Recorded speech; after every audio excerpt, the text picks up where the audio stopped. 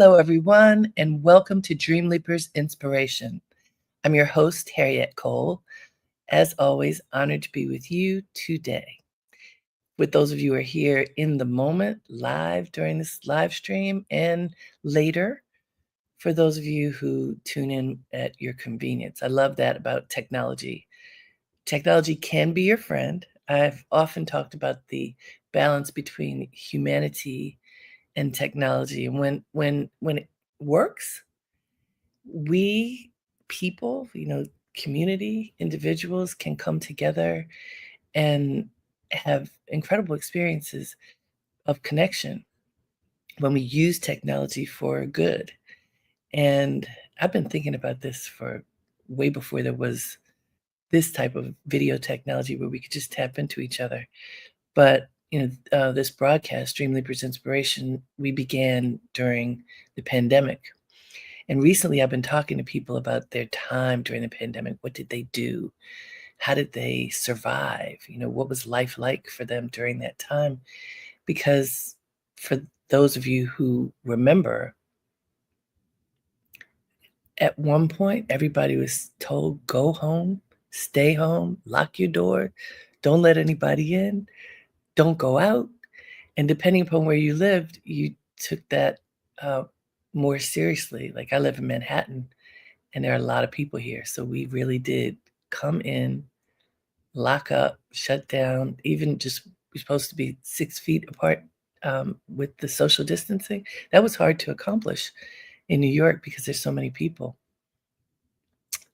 But once we were at home and really craving community, we needed a way to come together. We needed a way to feel that we were connecting to other human beings meaningfully. And that's how this broadcast began. Just a couple weeks after we were on lockdown, I had the thought to turn on Zoom, which is what we were using back then. And nobody had really used it before. I mean, maybe somebody, but it wasn't a term that we used. A um, it wasn't a tool that was used so much, but it became a tool that was used so that we could connect to each other. And I'm grateful for it. Right now we use a different tool called StreamYard, but it's the same purpose to be able to connect and be together, to see humanity, to talk to each other. And I am forever grateful for this opportunity to connect with you and to learn. As I am out and about, I find that there are people who participate in this broadcast from all over the place. You never know for sure, where are people, where are you as you are tuned in. By the way, I would love for you to write in the chat box now if you want to. Where are you right now? Where are you hailing from? We've had people from all over Europe, the Caribbean, throughout the United States, all kinds of interesting locales that you wouldn't necessarily know. And that's what this technology allows us to be able to connect from really far distances. So anyhow, I just wanted to acknowledge that these tools can work to our advantage. And when we are conscious and intentional about how we engage them, it can be for good, for great. And today's message is kind of the flip of that. I've called it practice silence. And I want us to think about what it means to disengage, to be still, to not speak, to not write, to not communicate, when maybe the better thing to do is to be as quiet as you can and listen, to recognize that sometimes the very best thing you can do is say nothing.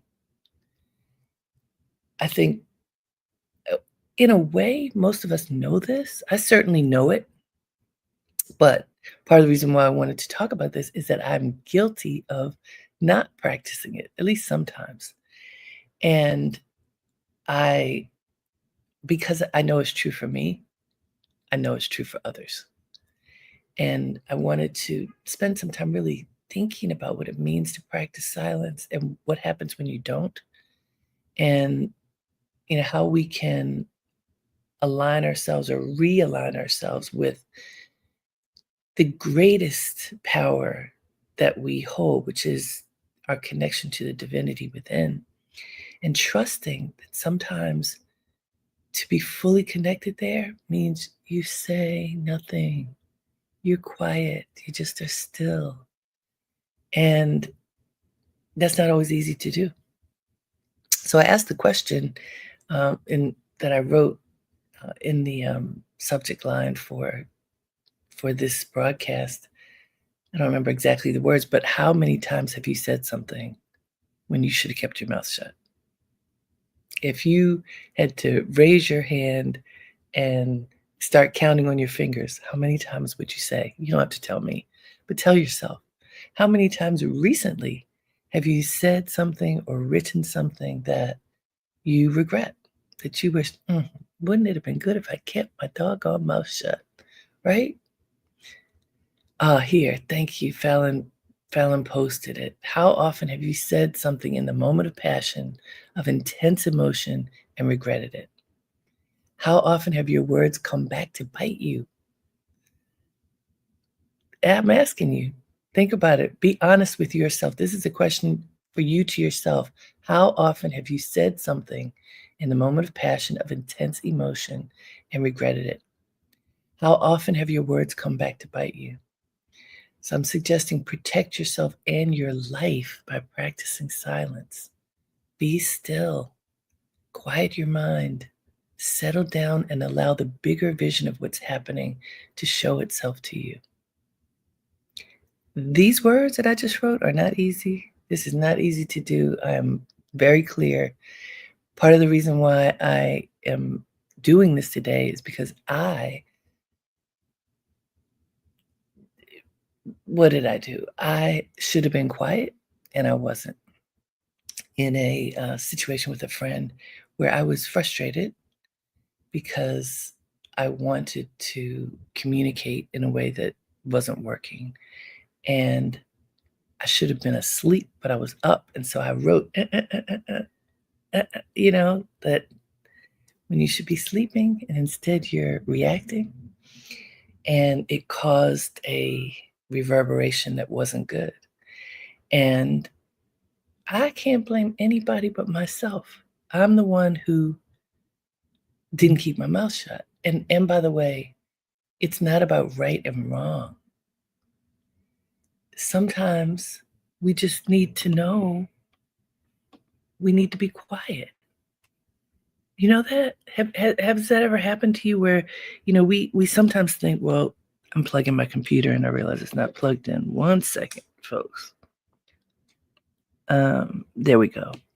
Sometimes we feel like we have to be right. I'm proving a point. This happened and you're wrong. You hurt my feelings.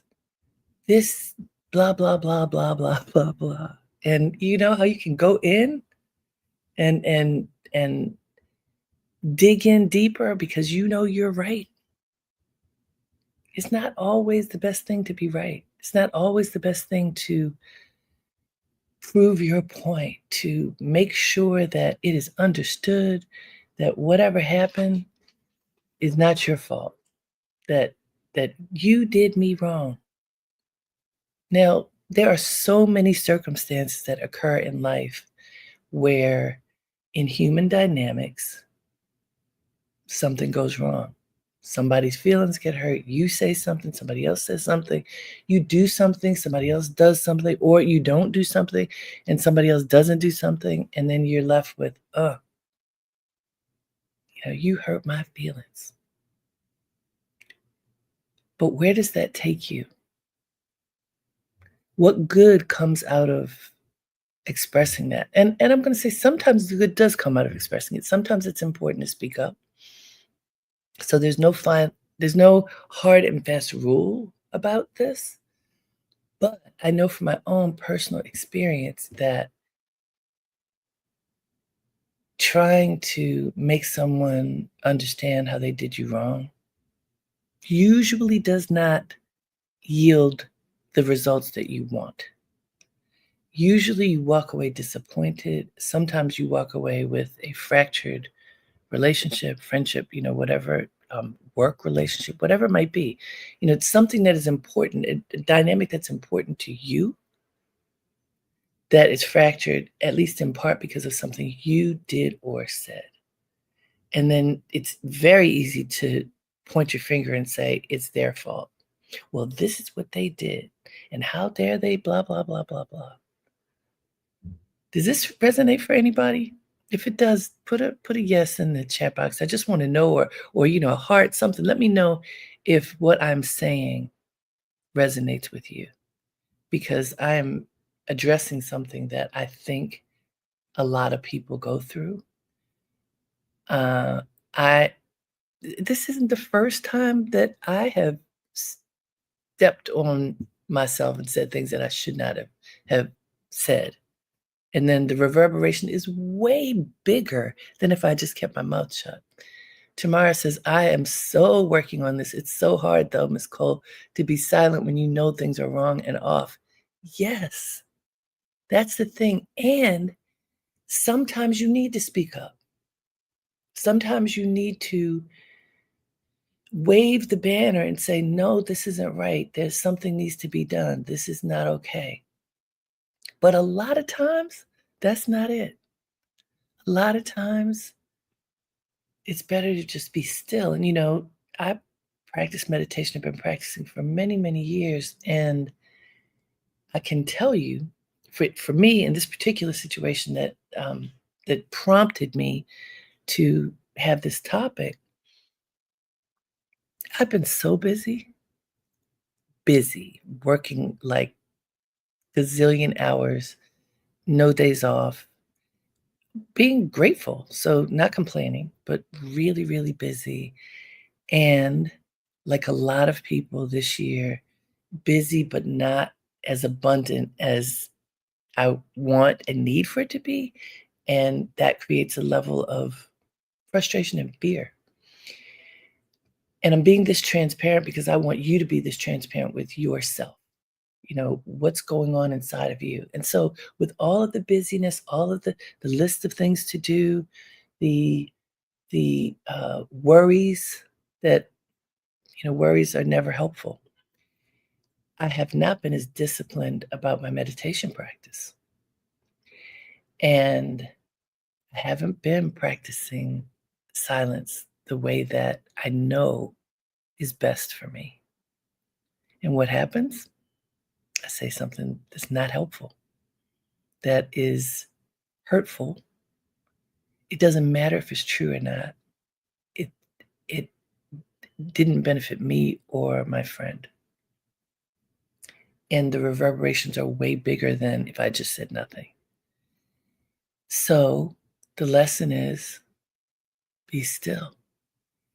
Do your practices on a regular basis.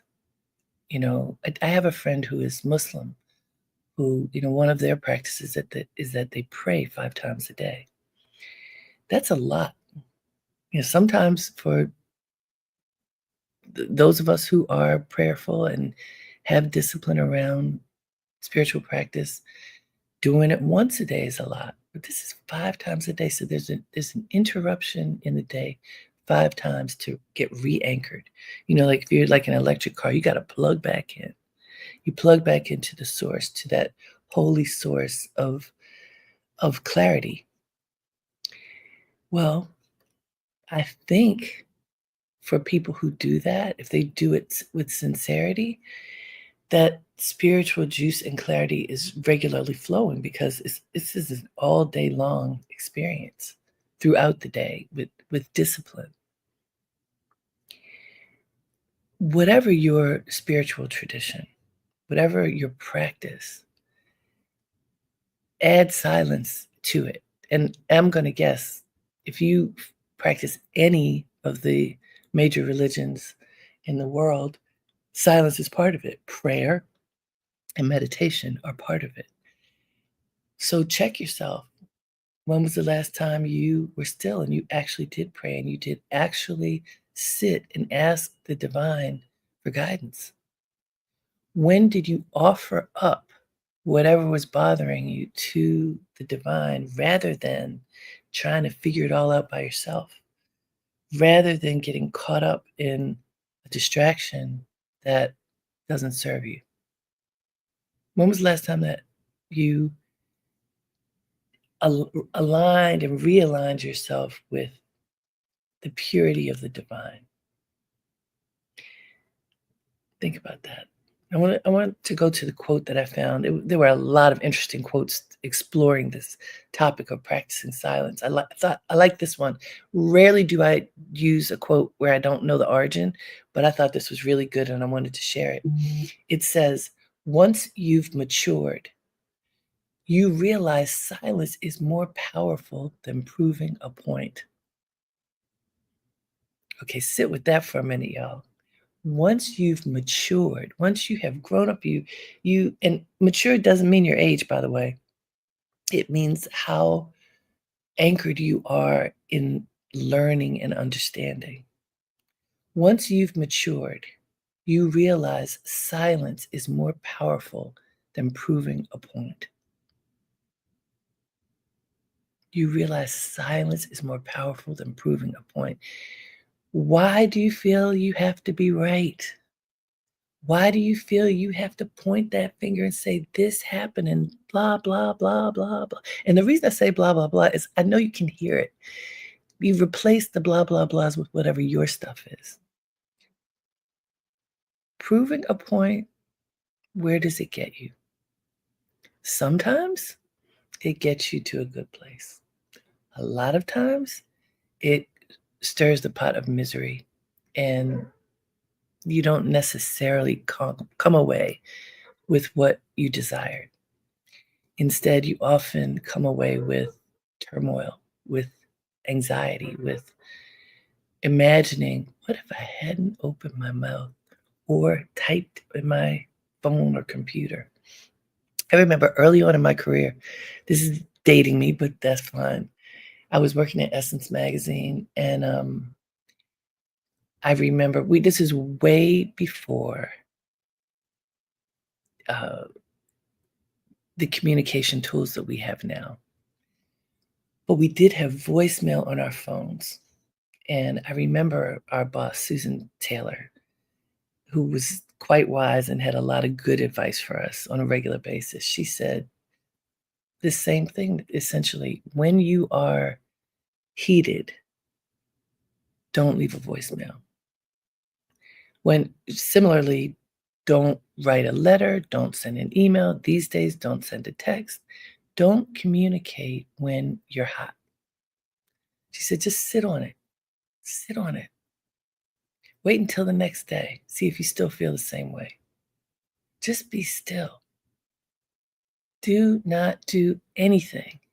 And back then, I can't remember exactly what the situation was because this is a very long time ago, but I was running a department and someone who worked on my team had really rubbed me the wrong way, had done something that I did not like, and I was hot. And even though I'd heard this advice, which by the way is the advice I'm giving now, practice silence, I didn't do it. I fired off a voicemail. I left a voicemail on their phone saying whatever it is I wasn't happy about. And it got back to my boss. It got back to Susan. She's like, "Girl, why did you leave a record of your angry thoughts? How did you think that was going to help anybody? Now it's a record." Now, it wasn't illegal. It wasn't something that could cost me my job. But her point was, don't leave a record of something that could harm your reputation, that shows that you had a moment of not being in control, that certainly doesn't show you as the leader that you're supposed to be in this moment. And I'm going to say from that day, which is 35 years ago to this, it's not often that I've made the mistake of spouting off, but it just happened, which is why I'm telling it to you. Practice silence. Have the discipline of not having to be that person who's right. At what cost is it for you to be right? At what cost is it for you to put somebody in their place?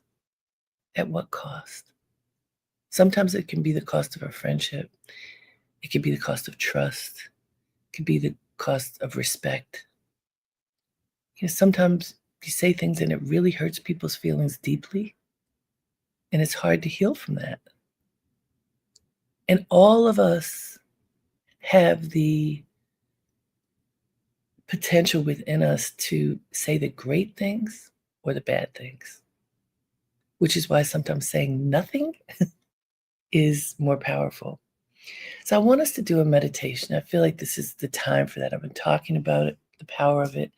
So let's meditate for a few minutes together. Put your feet flat on the floor. Sit up straight.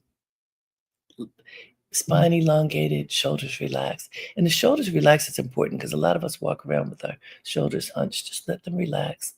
Put your thumb and your forefingers together on your knees. And if you'd like, you may close your eyes. And just breathe naturally but fully. Allow your breath to fill your body. Very often we breathe shallowly, but the breath is what keeps us alive. So let it fill your being. Very gently fill your being with oxygen. And if you like, you can play some music. Just be still. And what I want you to do now is to imagine, to remember a moment where you may have put your foot in your mouth. You may have said something you shouldn't have said, written something that wasn't beneficial, and sent it to somebody else.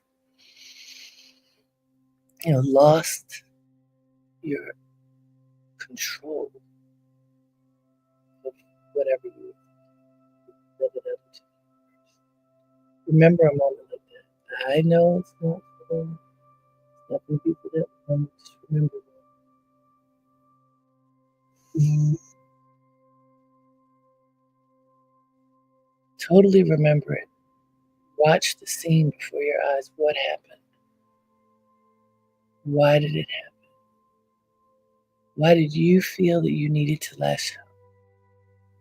What was lacking in your life in that moment? What was lacking that made you feel you needed to lash out? What were you unable to move past? Why? Why did you choose to lash out? I know it doesn't feel good, but remember it anyway. And what happened? So if you're like me right now, your body is not feeling all that great because you have filled it with these things that you wish you didn't do and you wish you didn't remember. So it's only going to be for a moment that you sit with this. I just want you to sit with it so you remember what it feels like to take an action that wasn't the best. It doesn't mean that you were wrong. This is not a question of right or wrong. It's how to handle situations that are emotional. So now, I want you to offer that situation, that moment, that experience up to the universe. Allow it to leave your body. Just keep breathing and invite it to leave.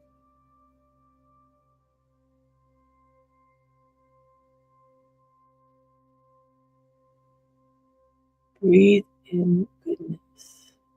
Breathe out pain.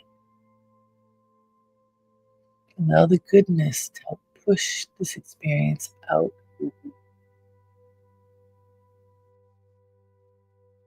Let the pain dissipate as you breathe.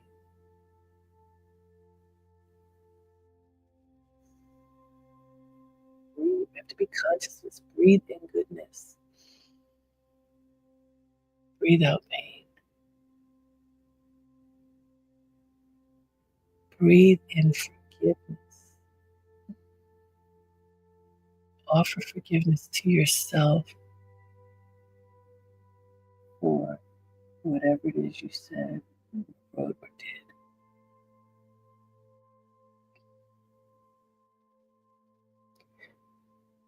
And offer forgiveness to the other person for whatever they said or wrote, or didn't do.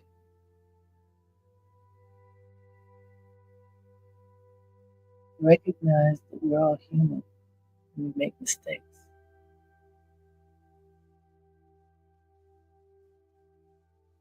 Forgive yourself and the other or others for whatever mistakes you may have made. Forgive yourself for not being in control. Forgive yourself for not seeing the bigger picture.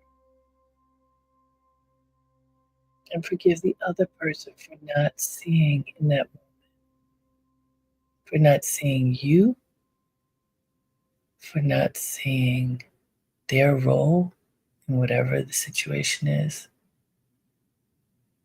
and for not being able to be there for you, whatever way you desire. Forgiveness.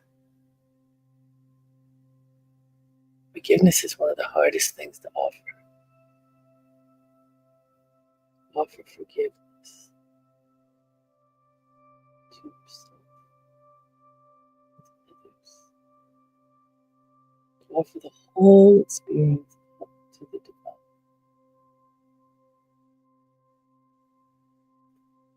When you do that, what happens?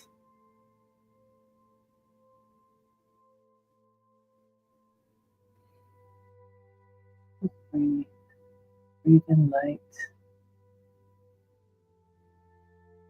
Breathe in softness.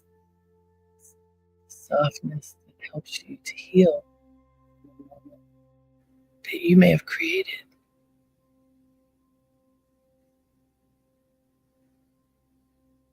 Allow that softness to envelop you. Ask the divine to just love you, to protect you, to heal you, and to love, protect, and heal whoever is part of this experience with you. And by the way, whatever you remembered could be 20 years old, could be 1 day old. Doesn't matter. There's no time limit on forgiveness.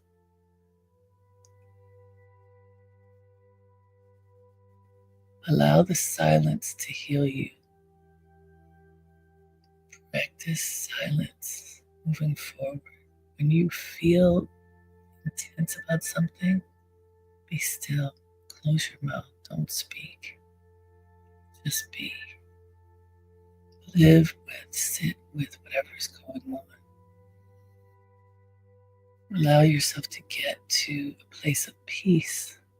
From the place of peace, you can see better. What is actually happening? Why is it happening? What is your role in it? How can you heal yourself?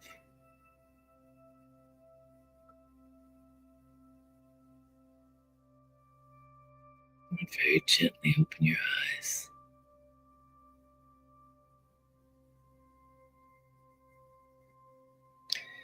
Lori writes, thank you, Ms. Cole, for the healing session. You're welcome.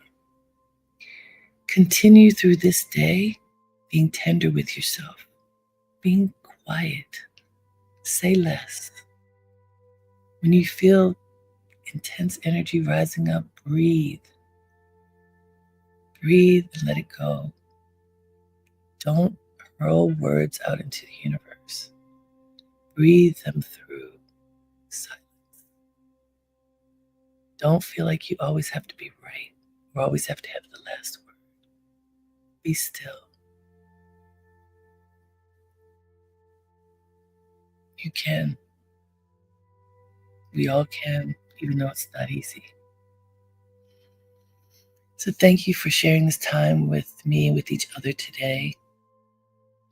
I offer you blessings, gentleness, love, peace, and silence.